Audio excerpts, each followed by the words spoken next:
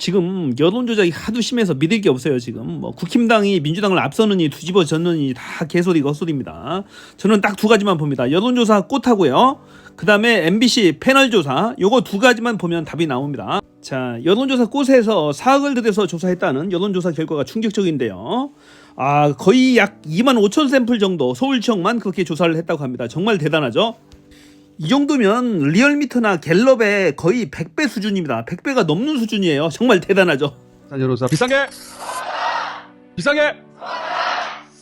여론조사 꽃에서 서울, 대전, 충청, 강원, 제주 판세 조사를 했거든요. 이거 한 방에 4억을 쐈습니다. 발표 시점이 너무 타이밍이 좋았어요. 이제 민주당 지지자들이 너무 힘들었거든, 심리적으로. 그걸 한 방에 해소를 딱 해줬죠. 그게 의원일 것 같아? 대한민국 여론조사 역사상 가장 비싼 단일 지역조사예요. 4억. 판이 뒤집어졌다 얘기를 하잖아요. 정말 뒤집어졌을까? 한 방에 4억을 쐈어요. 네, 앞으로 몇 번 쏠 겁니까? 사람들은 그게 관심이야. 김원준이 몇 번 더 쏠까? 이거 쓴 것보다 더 많이 쓸 겁니다. 다 쓰고 말할 거야! 이렇게 한 방에 큰 돈을 쓴 이유가 있어요. 선거에서 가장 기본이 되는 게 구도거든요. 2월부터 3월 이르는 이 시점에 국민의힘 경쟁력 조사도 하고 계속 흔들어 댈 거란 말이야. 민주당은 공천 갈등이 나올 수밖에 없고 저게 조용할 수밖에 없었어요. 왜냐하면 김건희 방탄 공천을 할 것이었기 때문에 그건 예상됐던 그렇죠. 거였기 때문에. 그리고 찍어 누르는 공천이니까. 통계는 물량이 깡패예요. 물량으로 때려박아서 진짜 구도가 어떤지 한번 보여줘야 되겠다.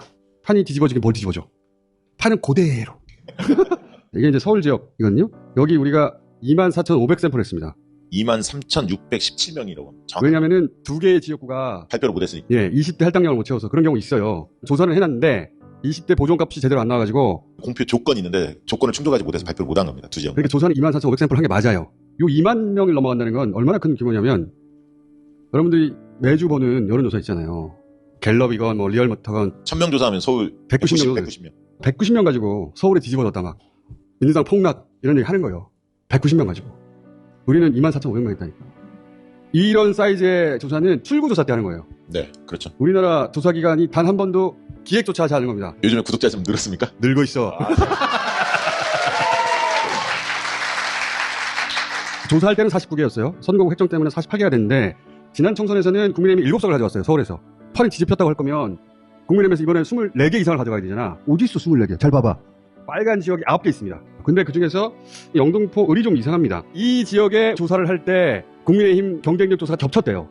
11%는 강남 정도로 뒤지는 거예요. 영등포 갑에 비하면 을이 조금 더 어려운 지역은 분명해요. 그렇지만 이 조사는 좀 튀었다 이렇게 볼 수밖에 없습니다. 저희가 조사한 데 중에 보면 서귀포가 그렇고 대전의 서구 을 박범계 원장이죠. 보수 과표집이 된 지역구가 있는데 만약에 이게 190샘플이었다면 크게 흔들렸겠죠.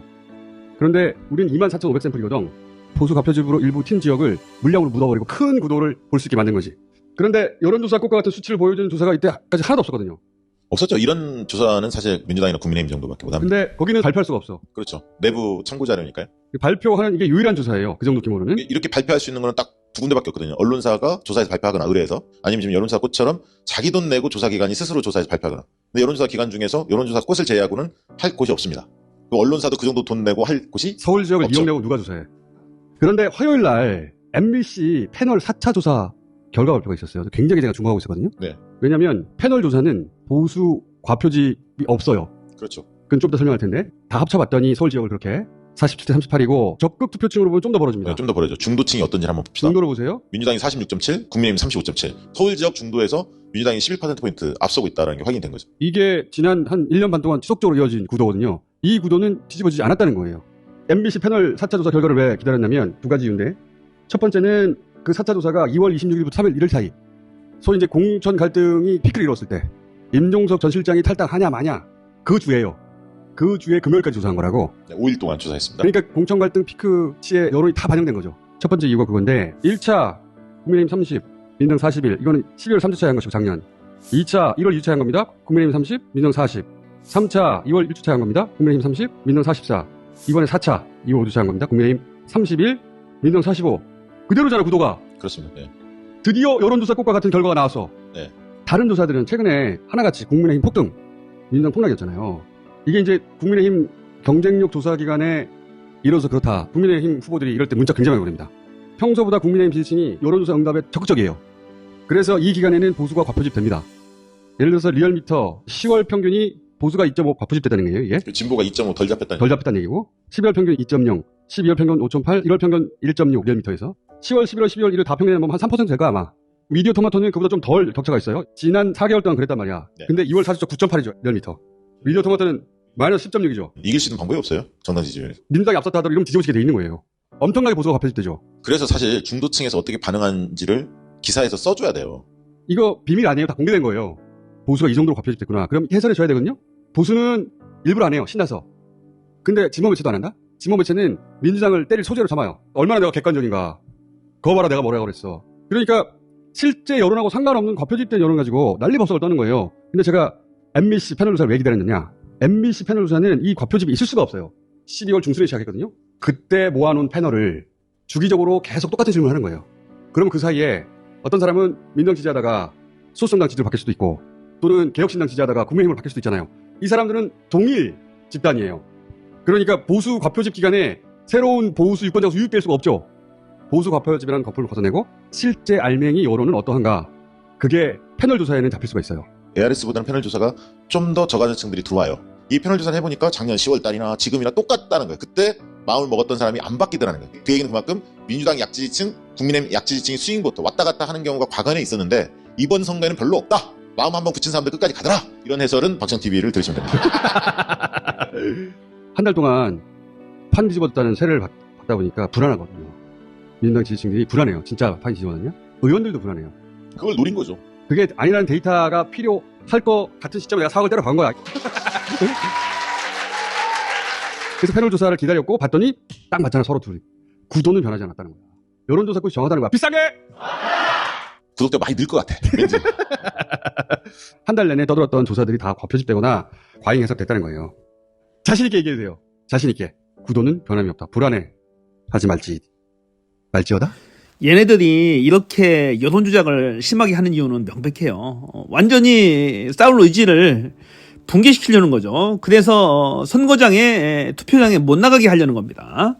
자, 투표율이 낮게 되면은 정부 여당의 윤석열이한테 완전히 유리합니다. 그것은 역대 선거상 그랬어요.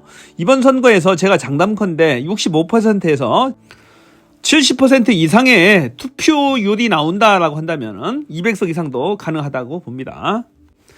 그러니까 기를 쓰고 투표장에 나가야 됩니다. 투표율을 높여야 되는 거죠. 지금 윤석열 정부가 진짜로 나쁜 게 언론을 장악하려고 하고 있어요. 실제로 장악을 했어요, 보니까.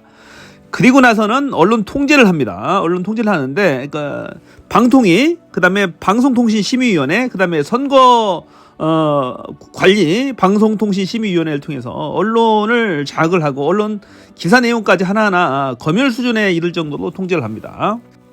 최근에 얘네들이 유튜브 영상까지도 이제 통제를 하려고 하는데 윤석열 풍자 영상이 있죠.